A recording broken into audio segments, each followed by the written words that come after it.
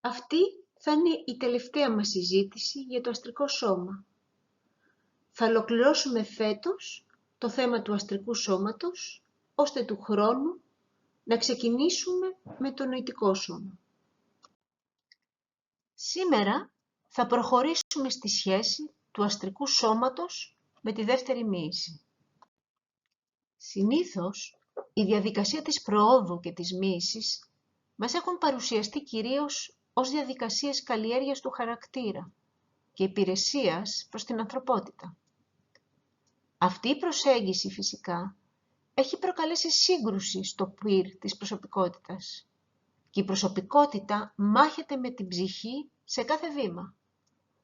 Όμως για εμάς τους θεραπευτές, επειδή εργαζόμαστε με ενέργειες και δυνάμεις, εκείνο που μας ενδιαφέρει είναι ο αντίκτυπος της ψυχικής ενέργειας επάνω στις αιθερικές δυνάμεις.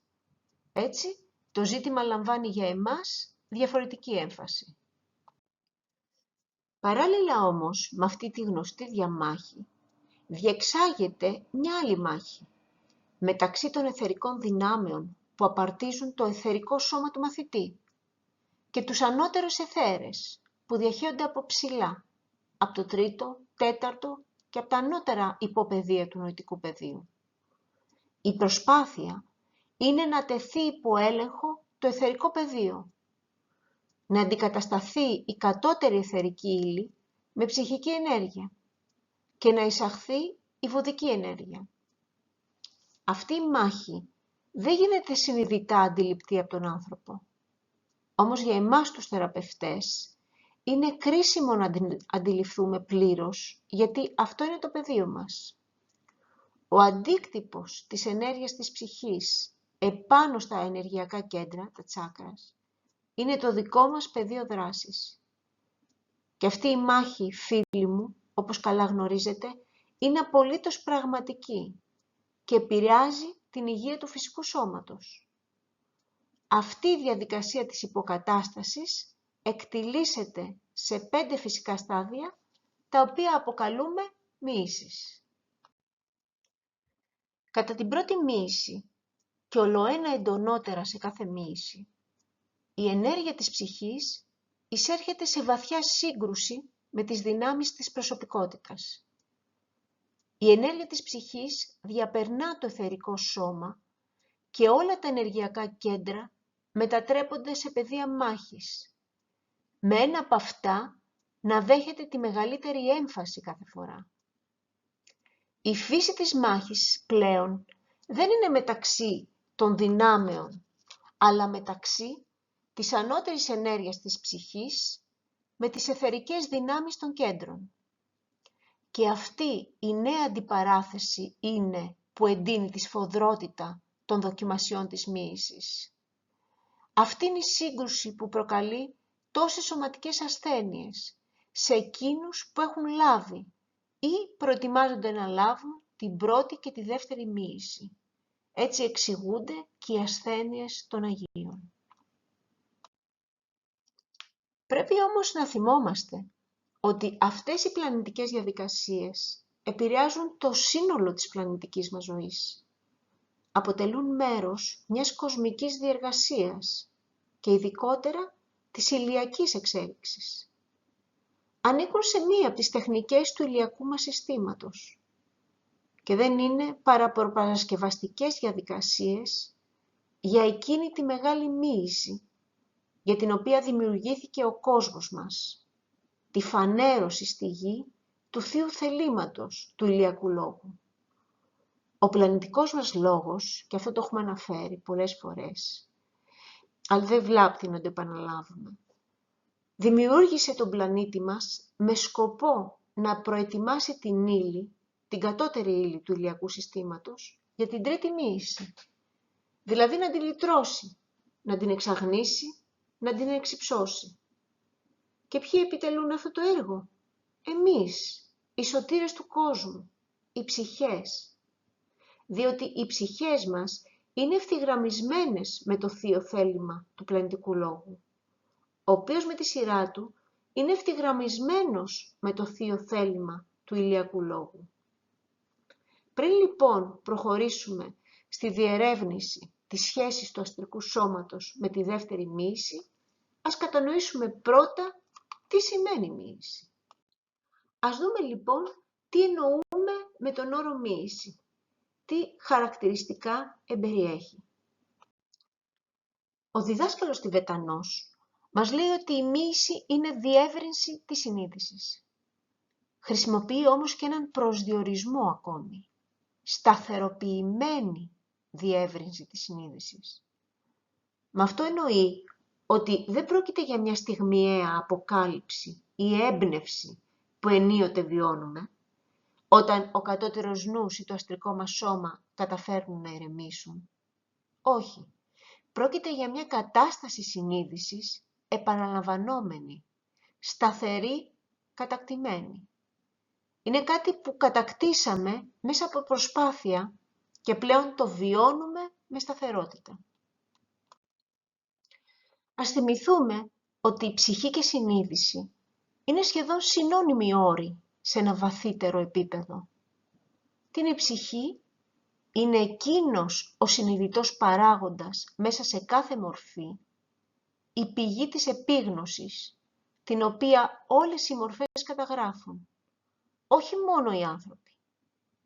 Είναι η ανταπόκριση στις εξωτερικές συνθήκες, την οποία επιδεικνύουν οι μορφές σε κάθε βασίλειο της φύσης. Άρα ψυχή και συνείδηση είναι έννοιες συνώνυμες.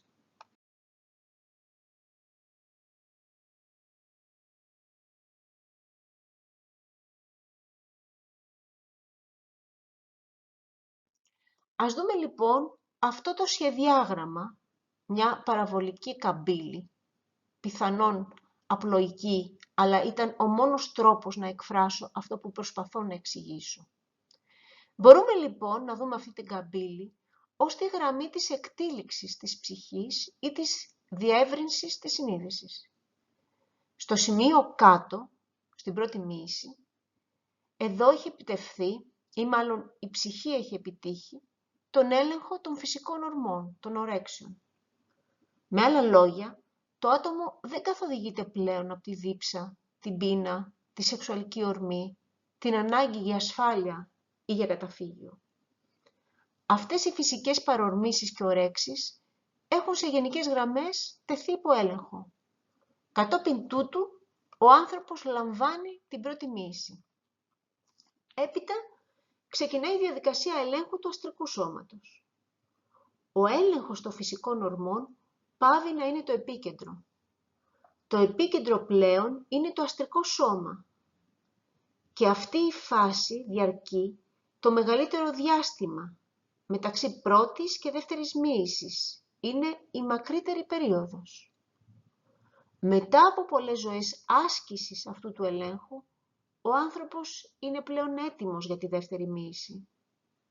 Και ως τότε έχει αποδείξει ότι έχει κατορθώσει να ελέγχει το αστρικό του σώμα.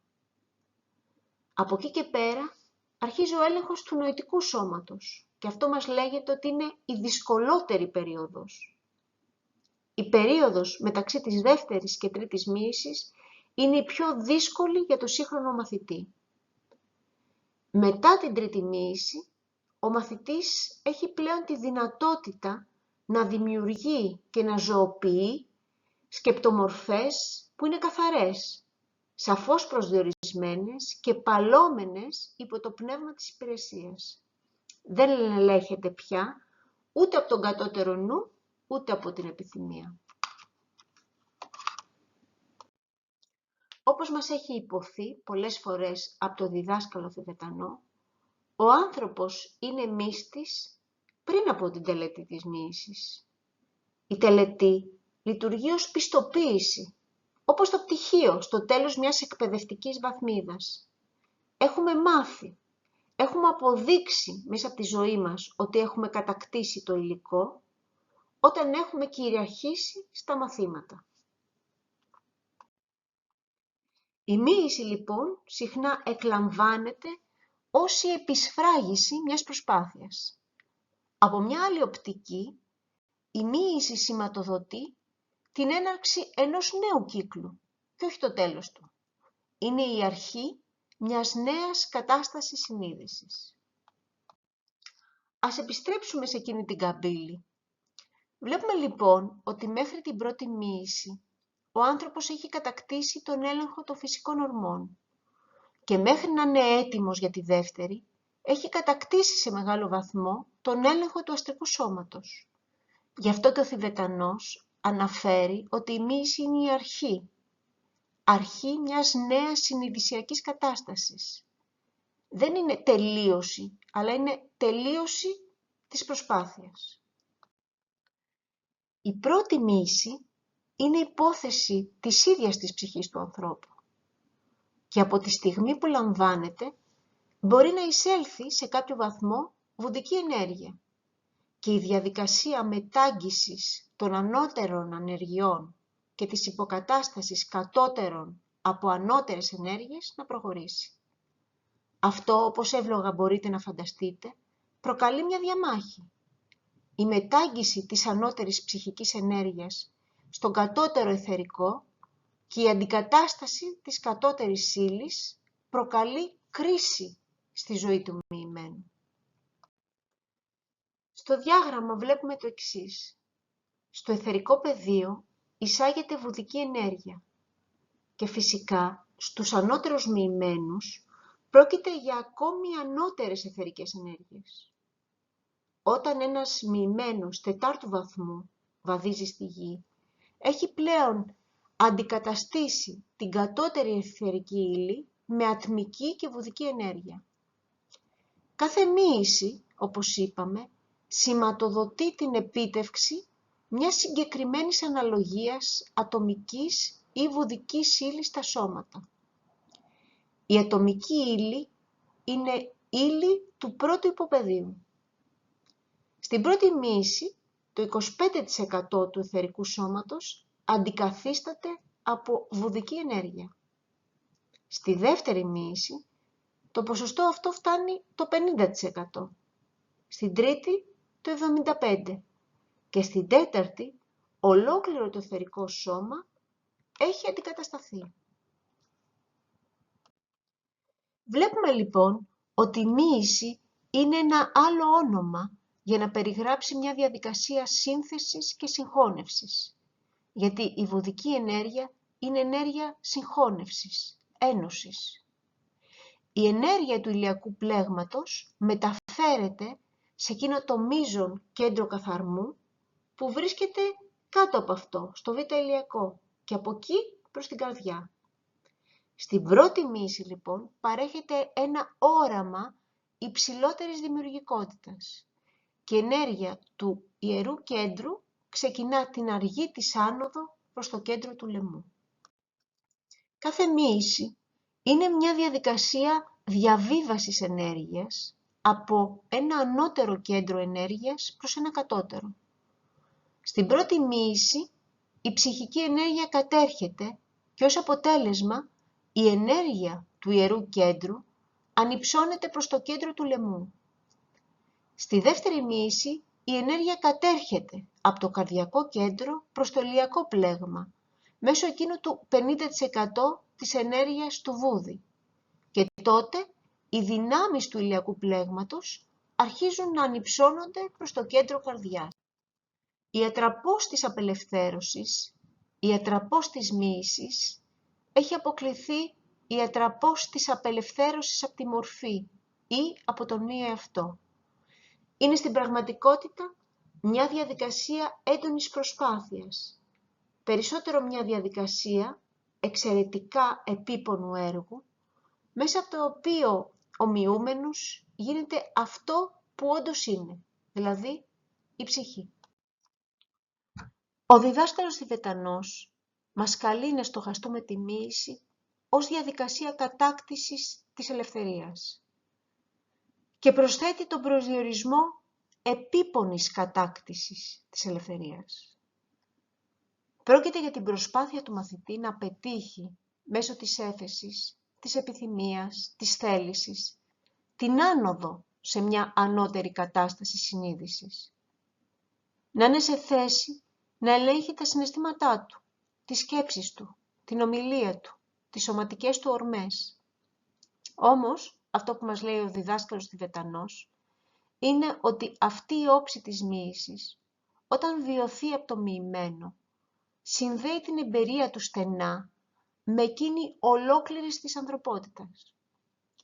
Διότι είναι η ίδια η ανθρωπότητα που αγωνίζεται να κατακτήσει εκείνη την ελευθερία, δια της οποίας η ψυχή και οι δυνάμεις της μπορούν να ξεδιπλωθούν και όλοι οι άνθρωποι να γίνουν ελεύθεροι χάρη σε μια ατομικά επιτευχθήσα ελευθερία.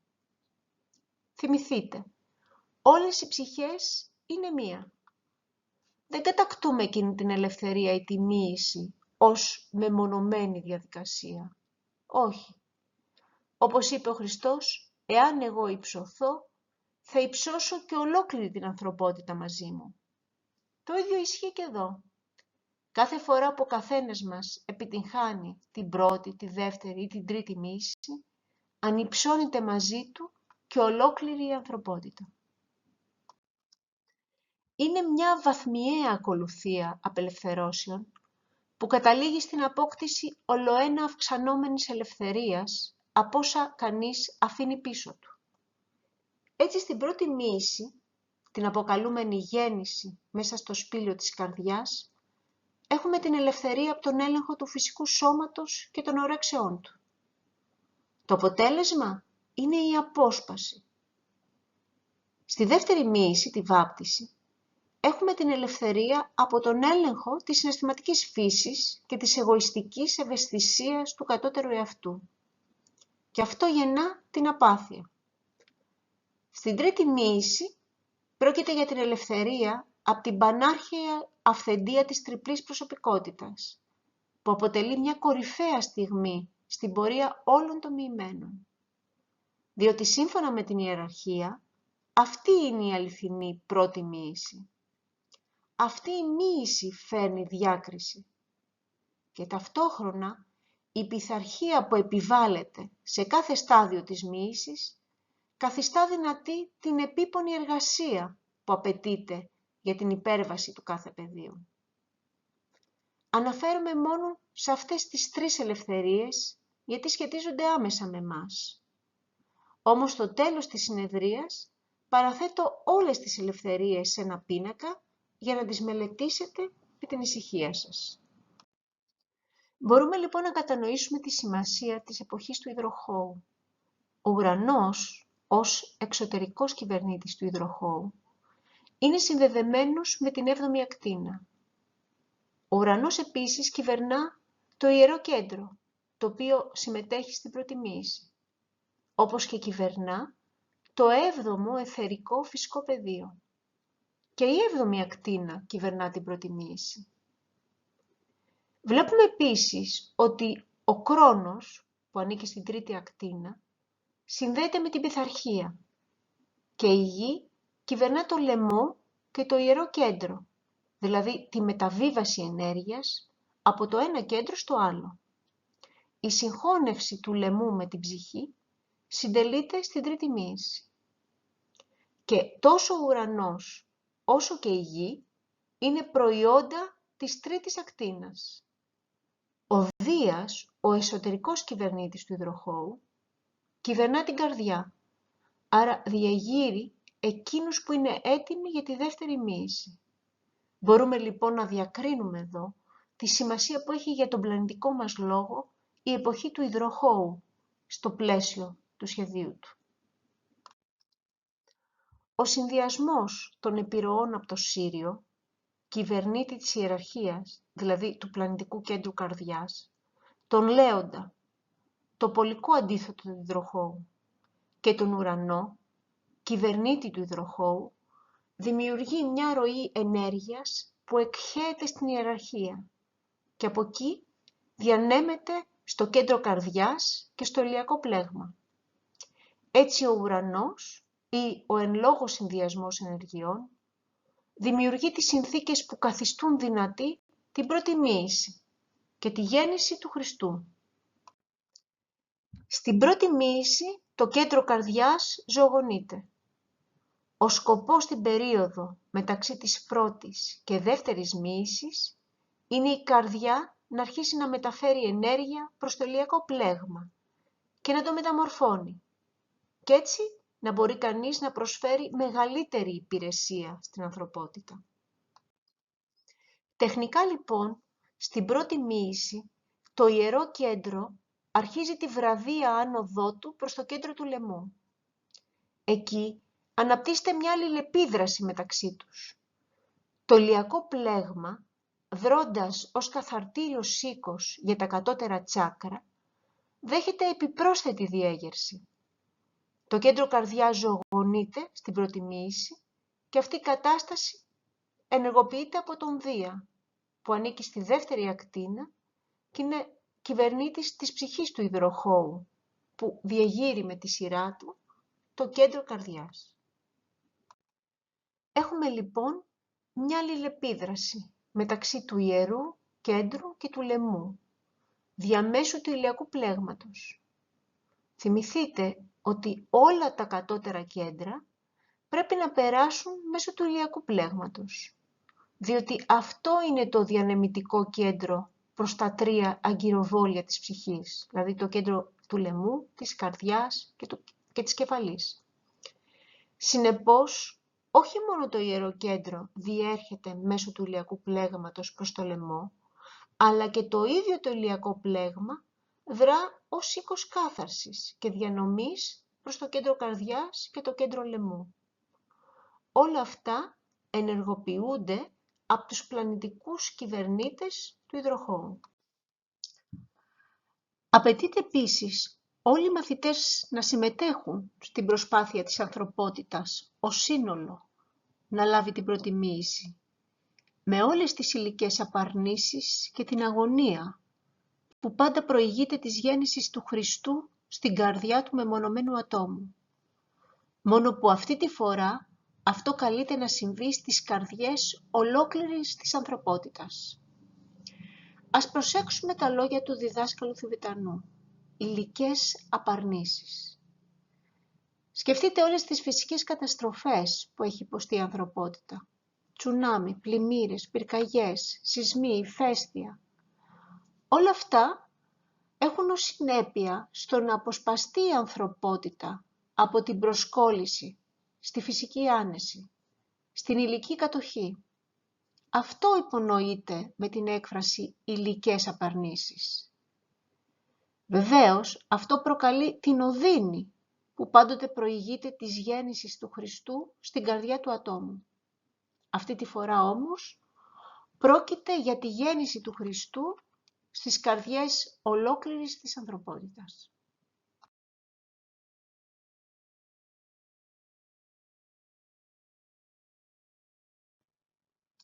Είναι ο μοιημένος μέσα σου, ο Χριστός εντός σου, που καλείται τώρα να ανταποκριθεί σε αυτή τη συλλογική υπηρεσία. Η ακτινοβολία σήμερα του χριστικού πνεύματος, ενεργά παρόν μέσα στις καρδιές όλων των μαθητών, είναι το μοναδικό εκείνο στοιχείο που μπορεί να διασώσει την ανθρωπότητα, να της επιτρέψει να προχωρήσει, ώστε να βαδίσει την ατραπό της μαθητείας και έτσι να εφελκύσει εκείνο το νέο πνεύμα, το οποίο μπορεί και θα οικοδομήσει τον νέο κόσμο. Βλέπετε φίλοι τη σημασία του θεραπευτικού μας έργου, γιατί βοηθάμε, ενισχύουμε το κέντρο καρδιάς. Ενισχύουμε την ψυχή μέσα στους ασθενείς μας, ώστε να μπορεί να γίνει έλεγχος του φυσικού σώματος, να εξαλειφθούν τα εμπόδια που σταματούν, που εμποδίζουν τη ζωτική δύναμη της ψυχής να ρέει ελεύθερα. Είτε πρόκειται για νοητικά, είτε για συναισθηματικά, είτε για σωματικά εμπόδια. Και ας δούμε τώρα τη σύνδεση της δεύτερης μοίησης με το αστρικό σώμα. Εδώ ο διδάσκαλος Τιβετανός εφιστά την προσοχή μας. Μας λέει ότι δεν αναπτύσσονται όλοι οι άνθρωποι πάνω σε ίδιες ή σε παράλληλες γραμμές, διότι η ακτινική ποιότητα της μονάδας διαφέρει για κάθε άτομο. Για το λόγο αυτό, δεν μπορούν να καθοριστούν αυστηροί και σταθεροί κανόνες ως προς τη διαδικασία κάθε μοίησης. Δεν μπορούν να καθοριστούν ποια ενεργειακά κέντρα θα ζωογονηθούν ή ποιο είδος οράματος θα χορηγηθεί. Πολλά εξαρτώνται από την ακτίνα του μαθητή. Όπως αναφέρθηκε, η ακτίνα της μονάδας ή η κατεύθυνση της εξέλιξης της σε μια δεδομένη στιγμή, ο ρυθμός πρόοδους της, καθώς και οι άνθρωποι συνήθως δεν αναπτύσσονται ομοιόμορφα, εξαρτώνται επίσης από το κάρμα του ατόμου, καθώς και από τις απαιτήσεις κάποιας ιδιαίτερης εποχής. Αυτό που μας δίνει δηλαδή ο διδάσκαλος Τιβετανός είναι κατευθυντήριες γραμμές. Αυτό πρέπει να το θυμόμαστε. Δεν μπορούμε να πούμε «Α, σε αυτή τη μοίηση συμβαίνει το χ και το ψ ακριβώς». Όχι. Πρόκειται για κατευθυντήριες γραμμές. Είδαμε επίσης νωρίτερα ότι η ανθρωπότητα ως σύνολο αντιμετωπίζει την πρώτη μοίηση. Ταυτόχρονα όμως, σε πολύ μεγάλη κλίμακα, η ανθρωπότητα βρίσκεται αντιμέτωπη και με τη δεύτερη μοίηση, τη βάπτιση. Η δεύτερη μοίηση είναι ίσως από τις πιο σημαντικές μοίησεις, καθώς αφορά εκείνη την όψη της προσωπικότητας που δυσκολεύει περισσότερο τον καθένα, το συναισθηματικό ή αστρικό σώμα. Και όπως έχουμε δει, το ηλιακό πλέγμα δέχεται καταιγισμό ενεργειών. Δέχεται όχι μόνο την ενέργεια που ανέρχεται από τα κατώτερα κέντρα, η οποία πρόκειται να ανυψωθεί προς την καρδιά, το λαιμό ή σε κάποιες περιπτώσεις προς τα κέντρα της κεφαλής, αλλά δέχεται επίσης και άμεση διέγερση, καθώς βρισκόμαστε στη δεύτερη μοίηση. Επομένως, υφίσταται ένα ισχυρό πλήγμα. Δεν είναι λοιπόν περίεργο που η ανθρωπότητα σήμερα βρίσκεται σε αναστάτωση. Ποια είναι τα χαρακτηριστικά των δοκιμασιών που προηγούνται της δεύτερης μοίησης? Πρώτον, ο ζηλωτής πρέπει να αποδείξει ότι έχει απελευθερωθεί από τη θυμαπάτη. Ένα άλλο χαρακτηριστικό είναι η απελευθέρωση από την έντονη επίγνωση του εαυτού μας ως κεντρικού παράγοντα. Είναι το εγώ του ηλιακού πλέγματος. Αυτό είναι ιδιαίτερα εμφανές στις μέρες μας, διότι ο λέον που σχετίζεται με την ατομικότητα, με το εγώ, βρίσκεται απέναντι από τον υδροχόο. Οι ενέργειες του υδροχόου και του λέοντα πρέπει να συνδεθούν. Η ατομικότητα, το ιδιωτελές εγώ του ηλιακού πλέγματος, πρέπει να μετουσιωθεί και να μεταφερθεί προς το εμείς της ομαδικής συνείδησης του υδροχόου. Ένα τρίτο χαρακτηριστικό που χρειάζεται να απελευθερωθεί κανείς από αυτό είναι το αίσθημα πνευματικής ανωτερότητας, υπεροχής. Είμαι βέβαιη πως το έχετε παρατηρήσει τόσο μέσα σας όσο και σε ανθρώπους γύρω σας. Η δεύτερη μοίηση είναι βαθύτατα δύσκολη. Είναι ιδιαίτερα δύσκολη για την πρώτη ακτίνα, γιατί η πρώτη ακτίνα αφορά το εγώ, το κέντρο της δύναμης. Είναι επομένως εξαιρετικά δύσκολο για τα άτομα αυτής της ακτίνας να αποσπαστούν από το δραματικό εγώ που βρίσκεται στο επίκεντρο. Είναι επίσης δύσκολη και για τη δεύτερη ακτίνα, διότι πρόκειται για την ακτίνα της προσκόλλησης. Είμαστε προσκολλημένοι σε θυμαπάτες, στους ανθρώπους γύρω μας. Επιδεικνύουμε υπερβολική συναισθηματική συμπόνια και προσκόλληση, επειδή αυτή η ακτίνα ανήκει σε μαλακή γραμμή εξέλιξης. Είναι επομένως διαποτισμένη με έναν έντονο συναισθηματισμό και μια άμεση ανταπόκριση στη θυμαπάτη. Η έννοια της βάπτισης συνδέεται, όπως γνωρίζετε, με την κάθαρση. Το είδωρ είναι το σύμβολο της καθαρής αυτής διαδικασίας. Είναι το σύμβολο του αστρικού πεδίου, με την αστάθειά του, τις καταιγίδες και τις νηνεμίες του, τις κατακλυσμιαίες συγκινησιακές αντιδράσεις του και με την προσαρμοστικότητά του. Ωστόσο, χρειάζεται ιδιαίτερη προσοχή, γιατί στους κύκλους γαλήνης του Το νερό αντανακλά εξίσου το καλό όσο και το κακό. Γίνεται επομένως πράκτορας της πλάνης, επειδή μπορεί να χειραγωγηθεί από τη μαύρη αδελφότητα. Όπως επίσης μπορεί να λειτουργήσει και ως φορέας της αναζήτησης προς τα άνω, της έφεσης, όταν επηρεάζεται από την ιεραρχία. Αποτελεί το πεδίο μάχης μεταξύ των ζευγών των αντιθέτων. Και η ίδια η γη είναι πεδίο μάχης αντιθέτων. Μετά την πρώτη μοίηση, ο μαθητής διδάσκεται κυρίως να ελέγχει το αστρικό πεδίο. Χρειάζεται να σταθεροποιήσει το συναισθηματικό του φορέα και να μάθει να εργάζεται πάνω στο αστρικό πεδίο, με την ίδια ευχέρεια και άνεση που εργάζεται και πάνω στο φυσικό πεδίο. Το φυσικό πεδίο είναι πια πίσω του. Ανοίγεται μπροστά του μια νέα κατάσταση μοίησης, ένας νέος κόσμος, ο κόσμος του συναισθηματικού πεδίου. Έρχεται σε επαφή με τους ντέβα του αστρικού. Μαθαίνει να ελέγχει τα στοιχειακά του αστρικού, το θυμό του, την απογοήτευση, την επιθετικότητα, τον εκνευρισμό, τη ζήλια του και όλα τα συναφή. Οφείλει επίσης να λειτουργεί με ευχέρεια στα κατώτερα πεδία.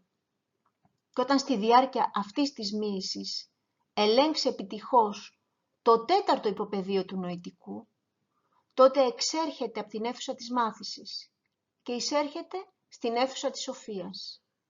Εκείνη την περίοδο η αστρική του εξέλιξη βρίσκεται στο επίκεντρο. Παράλληλα όμως, ο νοητικός του εξοπλισμός εξελίσσεται επίσης σταθερά. Όπως είπαμε και προηγουμένως, πολλές ζωές μπορούν να μεσολαβήσουν ανάμεσα στην πρώτη και τη δεύτερη μοίηση. Είναι η μεγαλύτερη περίοδος, μέχρι ο μαθητής να φτάσει σε ένα σχετικά πλήρη έλεγχο του αστρικού σώματος και να είναι έτοιμος για το επόμενο βήμα, τον έλεγχο του νοητικού σώματος. Η δεύτερη μοίηση συνιστά τη μεγάλη κρίση του ελέγχου του αστρικού σώματος, όπως ακριβώς η πρώτη μοίηση απαιτούσε να αποδειχθεί ο έλεγχος του πυκνού φυσικού σώματος. Εδώ το έργο που πρέπει να επιτελεστεί είναι ο έλεγχος της επιθυμίας από την ψυχή. Είναι η θυσία και ο θάνατος της επιθυμίας. Η μετουσίωση της επιθυμίας σε ανώτερες ποιότητες της ψυχής, όπως η χαρά, η δύναμη, ομαδική συνείδηση, η αυλάβεια, η γαλήνη, η ισορροπία. Και όλοι γνωρίζουμε πως έχουμε ήδη περάσει από αυτά. Είναι το αστρικό στοιχειακό το οποίο χρειάζεται να τεθεί υπό έλεγχο, ώστε το συναισθηματικό σώμα να γίνει καθαρό και διάφανο, αντανακλώντας τις ανώτερες ποιότητες της ψυχής. Τώρα, μέχρι τη στιγμή που λαμβάνεται η δεύτερη μοίηση, η ψυχή έχει κατακτήσει τους δύο κατώτερους φορείς της, το αστρικό και το φυσικό σώμα, και τα υποτάσσει στη θέλησή της. Η έφεση και η λαχτάρα για υπηρεσία, αγάπη και πρόοδο γίνονται τώρα τόσο ισχυρές, ώστε συνήθως παρατηρείται ταχεία εξέλιξη. Η κάθαρση διαπυρός στην αρεία εποχή είναι ο λόγος που η δεύτερη μοίηση έχει καταστεί μία από τις δυσκολότερες που καλείται να λάβει ο σύγχρονος μαθητής. Διότι περιλαμβάνει την κάθαρση, αλλά πρόκειται για κάθαρση δια του πυρός, συμβολικά νοούμενη, και όχι την κάθαρση μόνο μέσω του στοιχείου του ύδατος, όπως στην Ατλάντια εποχή. Ο σύγχρονος μαθητής πρέπει να καθαρθεί μέσω του πυρός του νου. Ο νους χρειάζεται να ελέγξει τα κατώτερα συναισθήματα. Έτσι το πυρ του νου σήμερα πρέπει να συνυπολογίζεται μαζί με το είδωρ της επιθυμίας. Η κύρια μάχη στον κόσμο σήμερα είναι εκείνη που αφορά την ελευθερία του μέσου πολίτη να σκέφτεται αυτόνομα και να καταλήγει στις δικές του αποφάσεις και συμπεράσματα. Εδώ εντοπίζεται η κύρια φιλονικία μεταξύ της ιεραρχίας και της μαύρης τοάς. Και τη βλέπουμε, τη βιώνουμε, τη ζούμε κάθε μέρα, φίλοι μου, και όλοι το γνωρίζετε γιατί συμβαίνει στις ζωές όλων μας. Υπάρχουν τρεις βασικοί τόνοι που δίνονται για τη δεύτερη μοίηση. Αφιέρωση, θυμαπάτη, αφοσίωση. Και ας το προσέξουμε αυτό. Ο διδάσκαλος Τιβετανός μας λέει ότι οι βασικοί τόνοι μας παρέχουν το κλειδί για την κατανόηση των παγκοσμίων προβλημάτων και ταυτόχρονα υποδεικνύουν τη λύση και το δρόμο εξόδου από το σημερινό αδιέξοδο. Οπότε δεν έχουμε μόνο το πρόβλημα, έχουμε και τη λύση του. Ας δούμε πώς λειτουργεί αυτό. Είναι η αφιέρωση του ζηλωτή εκείνη που επικαλείται το πυρ του νου. Αυτό, μας λέει ο Θιβετανός, είναι μια δήλωση μείζωνος σημασίας, γιατί μας δίνει το κλειδί. Μας δίνει το κλειδί και το μόνο που χρειαζόμαστε είναι να το χρησιμοποιήσουμε. Έτσι ο αναζητητής στα ανώτερα πεδία του αστρικού κατακλείζεται από το πυρ της αφιέρωσης. Είναι η αφιέρωση της θέλησης να βελτιώσει τις συνθήκες του περιβάλλοντος. Θέλει να ελέγξει τα συναισθήματά του. Έχει κουραστεί να παρασύρεται από τον θυμό, από το άγχος, από την ανησυχία. Θέλει να απαλλαγεί από όλα αυτά. Έτσι είναι αυτή η εστίαση της θέλησης που εκδηλώνεται στο νοητικό πεδίο. Και αυτή η εστίαση αρχίζει τη σοβαρή μετατόπιση της συνείδησής του προς το νοητικό πεδίο. Και τη στιγμή που αυτό συμβαίνει, το πυρ του νοητικού πεδίου συναντάει το είδωρ της επιθυμίας του αστρικού πεδίου. Και αυτή η συνάντηση πυρός και ύδατος δημιουργεί ομίχλη, αχλή, εμφάνιση θυμαπατών, δημιουργεί αυταπάτες. Έτσι, οι θυμαπάτες εξαρτώνται από την ακτίνα, φυσικά, αλλά και από το εξελικτικό σημείο του ατόμου και του έθνους στο οποίο ανήκει. Ο παράγοντας που οδηγεί στη διάλυση της θυμαπάτης είναι η αφοσίωση. Η αφοσίωση είναι το κλειδί. Είτε είναι αφοσίωση σε ένα πρόσωπο, σε έναν διδάσκαλο, σε κάποιο ιδεαλιστικό εγχείρημα ή μια ιδεολογία. Και είναι τελικά η απεριόριστη αφοσίωση στην οδό, η διάνυση της ατραπού με κάθε κόστος και η απαρέγκλητη προσήλωση στην υπηρεσία που συνιστά την κυριότερη τεχνική της ατραπού.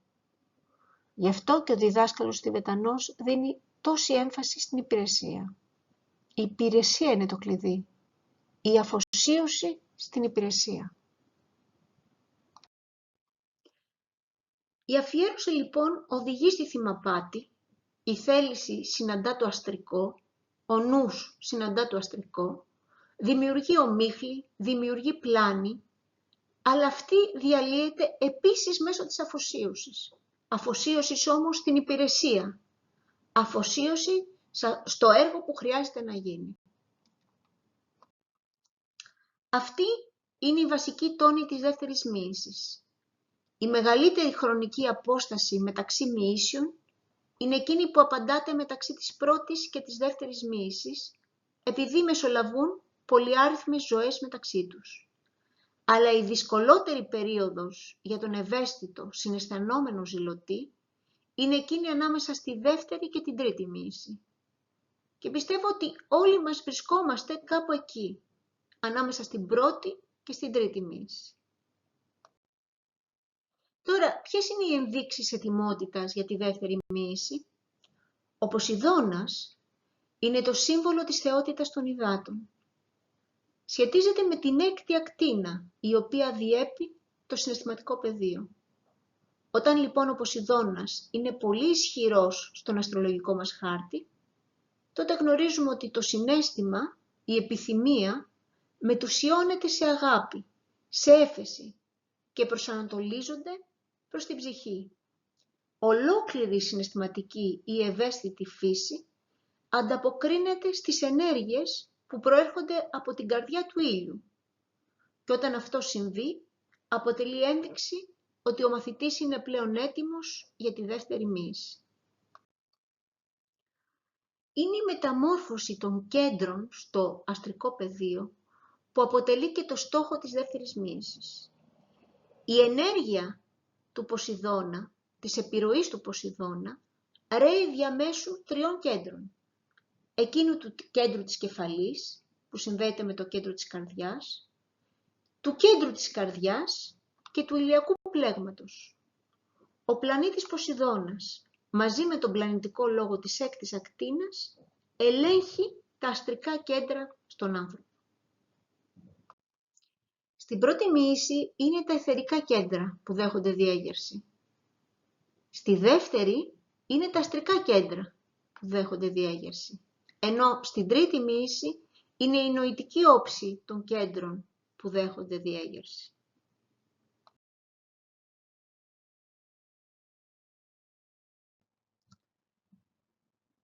Ποιες είναι λοιπόν οι ενδείξεις, τα σημάδια της δεύτερης μοίησης? Θα πρέπει να θεωρήσουμε ότι όλοι όσοι αγαπούν ειλικρινά τους συνανθρώπους τους, ενδιαφέρονται για την εσωτερική διδασκαλία και επιδιώκουν την αυτοπιθαρχία προκειμένου να επιτύχουν μεγαλύτερη ομορφιά στο βίο, είναι μοιημένοι και έχουν περάσει από την πρώτη μοίηση. Όταν ανακαλύψουμε εκείνους που επιδιώκουν νοητική πόλωση και που καταδεικνύουν επιθυμία και έφεση για σκέψη και γνώση, συν τα διακριτικά γνωρίσματα εκείνων που έχουν λάβει την πρώτη μοίηση, τότε μπορούμε, κατά πάση πιθανότητα, να υποθέσουμε με ασφάλεια ότι αυτά τα άτομα έχουν λάβει τη δεύτερη μοίηση ή βρίσκονται στο κατόφλι του να τη λάβουν. Έτσι μπορούμε να καταλάβουμε πού βρισκόμαστε, κρίνοντας με βάση αυτά τα κριτήρια. Στη δεύτερη μοίηση βρισκόμαστε λίγο πολύ σε μια κατάσταση όπου έχει επιτευχθεί ένα ποσοστό ελέγχου. Δεν γνωρίζουμε ακριβώς ποιο είναι αυτό το ποσοστό, αλλά ο διδάσκαλος Τιβετανός μας λέει ότι έχει επιτευχθεί ένα συγκεκριμένο ποσοστό ελέγχου. Όταν λοιπόν επιτευχθεί αυτό, τότε το κέντρο του λαιμού ζωογονείται. Βλέπουμε ότι το άτομο στρέφεται στην υπηρεσία του διδασκάλου, στην υπηρεσία της ανθρωπότητας και στην κατάκτηση του κατώτερου νου. Κατευθύνει τον κατώτερο νου προς την υπηρεσία της ψυχής. Μεταδίδει την ικανότητα να εκφράζει και να αρθρώνει εκείνο που είναι βοηθητικό, ενδεχομένως με τον προφορικό λόγο ή σε γραπτή μορφή, δεν έχει σημασία. Πρόκειται για μια μορφή υπηρεσίας που προσφέρεται στην κοινότητα, στους φίλους, στην οικογένεια. Το έργο λοιπόν που πρέπει να επιτελεστεί πριν από την τρίτη μοίηση είναι η πλήρης εμβάπτιση της οπτικής της προσωπικότητας μέσα στην ανάγκη του συνόλου. Αυτό που γίνεται πλέον σημαντικό στο νου είναι να κατανοήσουμε πού βρίσκεται η ανθρωπότητα συνολικά, πού βρίσκεται η κοινότητά μας και χρειάζεται να θυσιάσουμε πολλά για να είμαστε στην υπηρεσία της ανθρωπότητας και αυτό να βγαίνει μέσα από την αγάπη μας. Αυτό προϋποθέτει όμως πλήρη κυριαρχία του συγκεκριμένου νου από την ψυχή. Ας συνοψίσουμε λοιπόν. Η πρώτη μοίηση κυβερνάται από την 7η ακτίνα. Το σχετικό αιθερικό κέντρο είναι το ιερό, το οποίο μεταβαίνει στο αιθερικό κέντρο του λαιμού. Το πεδίο είναι το φυσικό πεδίο και ο έλεγχός του. Και οι λέξεις κλειδιά είναι ενάρξεις, η σχέση και η σεξουαλική μαγεία. Στην πρώτη μοίηση ζωογονείται το κέντρο καρδιάς. Θυμηθείτε, το 25% βουδικής ενέργειας εισέρχεται στο αιθερικό σώμα ή ρέει μέσα από αυτό, με σκοπό την ευρύτερη κυριαρχία επί του αστρικού φορέα και για μια μεγαλύτερη υπηρεσία προς την ανθρωπότητα. Η δεύτερη μοίηση είναι η βάπτιση.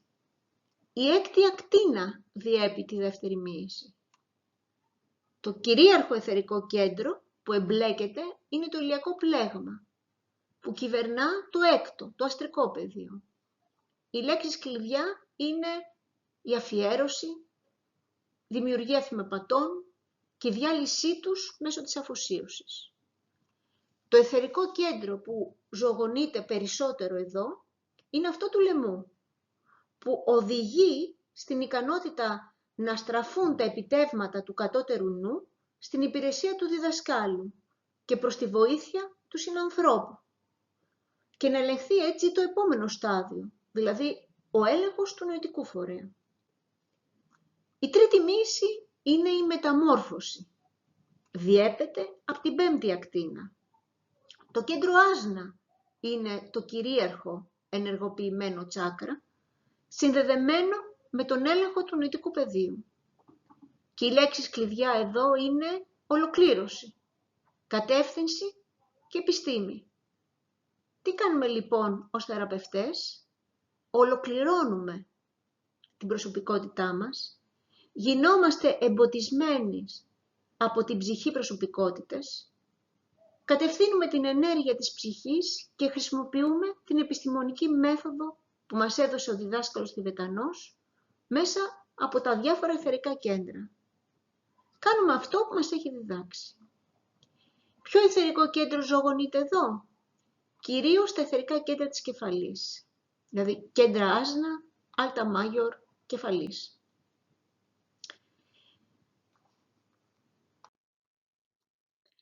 Ποιος είναι ο ιεροφάντης στις δύο πρώτες μοίησεις? Είναι ο Χριστός. Όπως ακριβώς ο πλανητικός λόγος είναι ο ιεροφάντης ή ομοιητής κατά την τρίτη μοίηση. Ως τροφοδότης των μικρών, ο Χριστός συνδέεται με μια όψη του έργου του που αφορά τη διέγερση της συνείδησης των μαθητών, καθώς προετοιμάζονται για τις δύο πρώτες μοίησεις. Το έργο του Χριστού, ως τροφοδότης των μικρών, αφορά την ευαισθητοποίηση της συνείδησης των μαθητών του, καθώς αυτοί προετοιμάζονται να υποβληθούν σε μοίηση ή να εισέλθουν σε βαθύτερες φάσεις πνευματικής επίγνωσης και στην ευρύτερη ολοκλήρωση ψυχής και προσωπικότητας. Το αποτέλεσμα αυτού του έργου του τριγώνου, θυμηθείτε εκείνο το πνευματικό τρίγωνο αυτών των τριών πνευματικών όντων, με το Χριστό στο κέντρο, θα είναι η παρουσίαση της πρώτης μοίησης στις μάζες της ανθρωπότητας, ως η θεμελιώδη τελετή της νέας παγκόσμιας θρησκείας. Μέσω αυτής της τελετής, οι μάζες των ανθρώπων σε όλες τις χώρες θα μπορέσουν να καταγράψουν συνειδητά τη γέννηση του Χριστού στο κέντρο της καρδιάς τους. Την άνωθεν γέννηση, την αναγέννηση, στην οποία ο ίδιος αναφέρθηκε στο κατά Ιωάννη, όταν βρισκόταν προηγουμένως επί της γης. Η πρώτη μοίηση δεν θα αποτελεί στο μέλλον την εμπειρία του μεμονωμένου μαθητή, αλλά τη γενικευμένη εμπειρία αμέτρητων χιλιάδων ανθρώπων κατά το τέλος της εποχής του υδροχώου, όπως και η δεύτερη μοίηση.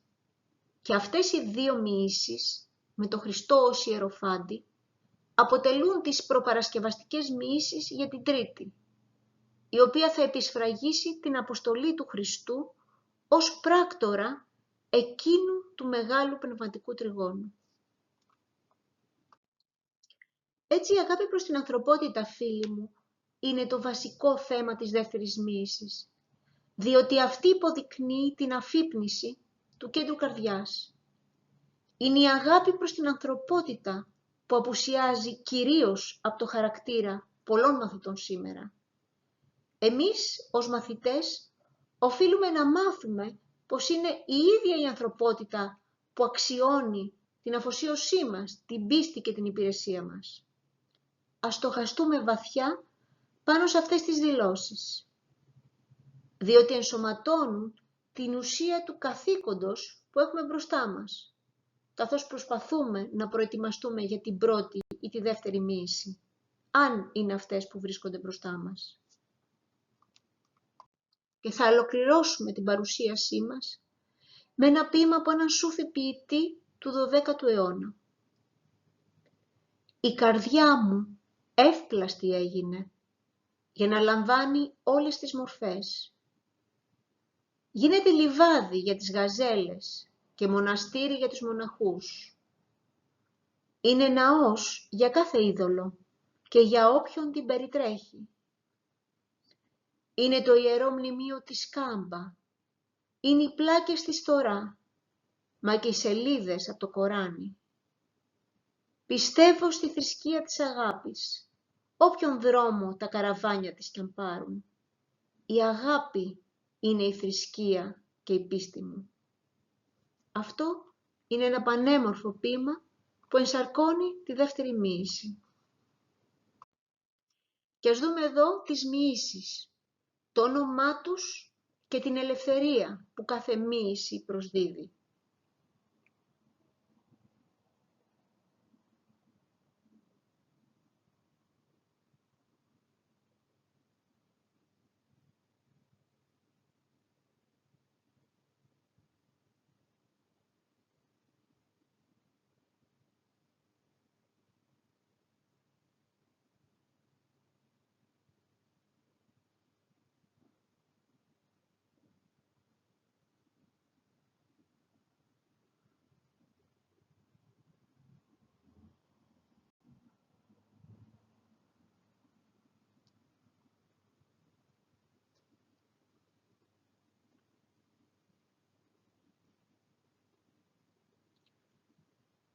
Σας ευχαριστώ πολύ, αδελφοί μου.